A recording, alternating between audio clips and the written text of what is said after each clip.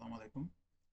আমরা একটা problem solve করব প্রাইম অ্যালগরিদমের এক্সিকিউশন। তো আমরা এই গ্রাফটাতে প্রাইম অ্যালগরিদমের এক্সিকিউট করব। সো আমাদের এখানে স্টার্টিং নোড হচ্ছে এটা এটা আমাদেরকে বলে দেওয়া আছে যে স্টার্টিং নোড হচ্ছে এ। এখন আমরা এ নোড থেকে শুরু করব, তাহলে এ এর কোনো প্রিভিয়াস নোড নেই, সো আমরা এখানে দিব -1।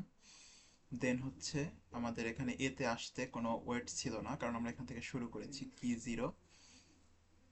আর এ তো যেহেতু আমরা অলরেডি ভিজিট করে ফেলছি বা এই নোডে চলে আসছি, এজন্য আমরা এখানে দিব 1।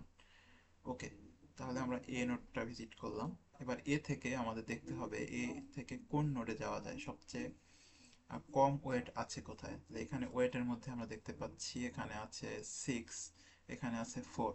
যেহেতু আমাদের 4টা হচ্ছে ছোট, এই জন্য আমরা এ থেকে ইউ এর দিকে চলে আসব।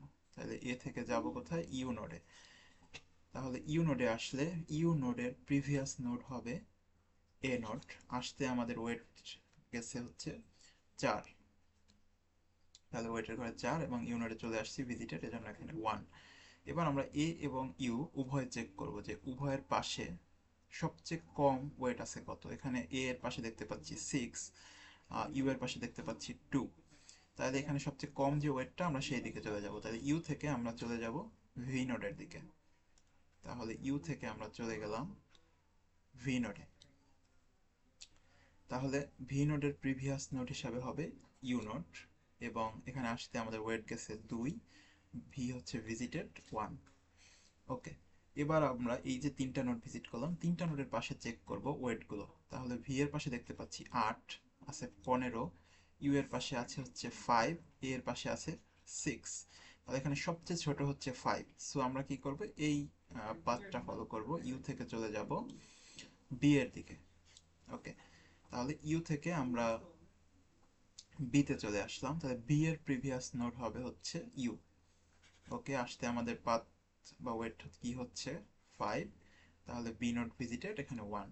এবার আমরা সবগুলো নোডের আশেপাশে চেক করব সবচেয়ে কম ওয়েট আছে কোথায়। তো দেখতে পাচ্ছি আছে 14, আছে 10, আছে 8, আছে 15।